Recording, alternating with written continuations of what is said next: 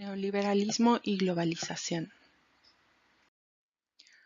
El neoliberalismo y el liberalismo clásico. Regularmente se identifica el neoliberalismo con el neoliberalismo clásico, con el liberalismo clásico, pero en realidad no es lo mismo, porque nunca toma en cuenta el neoliberalismo el contexto social. De esta forma se reduce al liberalismo clásico al liberalismo económico actual. El liberalismo y la globalización. Aunque se los considera vinculados en términos históricos, no es así. La globalización respondería en gran parte a las necesidades actuales, asociadas a la tecnología, conflictos humanos e intento de unificación de los mercados. El neoliberalismo, en cambio, establece postulados de aplicación económica dictados por entes supranacionales. La globalización es una palabra de origen anglosajón y se refiere al carácter mundial de un fenómeno, pero se refiere no solamente a lo económico, sino a la cultura, la política, la demografía, los intercambios tecnológicos y la educación. Pero para razones prácticas está interpretada actualmente como una realidad económica o asociada al neoliberalismo. Hobbes es a quien se le considera el padre del liberalismo. Él establece en el contrato que la restricción del poder del Estado debe garantizar los servicios de orden y paz a los individuos y que estos establezcan las normas legales, pero en más, dejar que los individuos sigan sus intereses particulares donde no intervenga el Estado. El liberalismo son ciertos principios que no están incluidos del todo dentro de la globalización o el neoliberalismo. Y estos son el libre actuar de los individuos sin tocar los derechos de los otros, la ausencia de coerción por parte del Estado y una desigualdad entre lo que significa el bien público y el individual. En los últimos años se ha limitado la concepción liberal, como ya dije, a un enfoque puramente económico.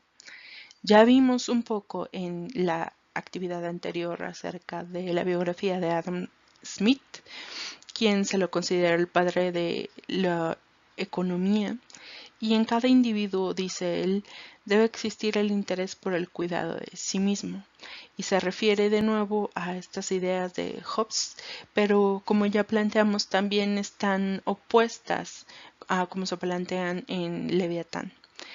Él dice que la economía se regula por su propia virtud o su libertad natural, por en tanto los intercambios comerciales estarían sustentados por el bien individual o para el bien individual y la ética individual como parte del bienestar común, y de esta forma se fomenta la producción de bienes como satisfactores de la sociedad.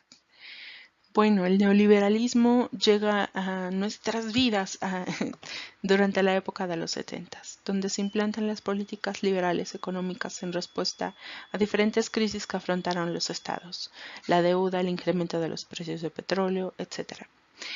En fin, que esto hizo que el estado que intervenía hasta entonces llegara a su fin.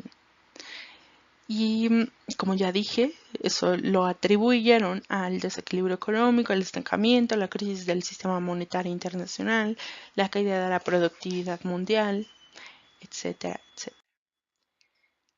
Bueno, esto planteó nuevas condiciones macroeconómicas.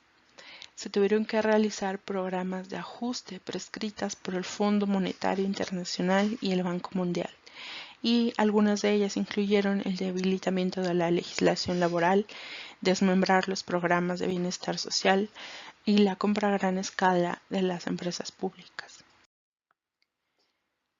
Esto llevó a un ciclo ininterrumpido de problemas económicos sociales entre los diferentes países, en casi todos. La finalidad actual del neoliberalismo es transformar los procesos de valorización social y responder a las necesidades específicas dictadas por la tecnología. Es decir, para los neoliberales lo que importa no es el orden social, sino el poder. Las ideas del Fondo Monetario Internacional y el Banco Mundial estarían dictadas por el Consenso de Washington, y el Consenso de Washington significa la desregularización de las finanzas. Son 8 principios que incluyen la eliminación del déficit fiscal con reducción del gasto público, la reorientación del gasto público a sectores productivos, ampliar la base tributaria, la determinación de tasas de interés dictadas por el mercado, el mantenimiento de tipo de cambio competitivo, la promoción de inversión extranjera directa, la venta de empresas públicas para disminución de demanda de los subsidios y facilitar la inversión en el sector privado. El neoliberalismo en su fase terminal tiene un carácter global y eso significa mundializar las políticas económicas en las cuales está sustentado como herramienta de control político. El carácter de las diferencias en cuanto a la adopción del modelo responde al contexto de cada país. Los organismos internacionales fungen como instituciones de implantación por parte de los estados hegemónicos o desarrollados sobre las políticas locales. Y finalmente, la fuerza del neoliberalismo estribaría en la política del mercado.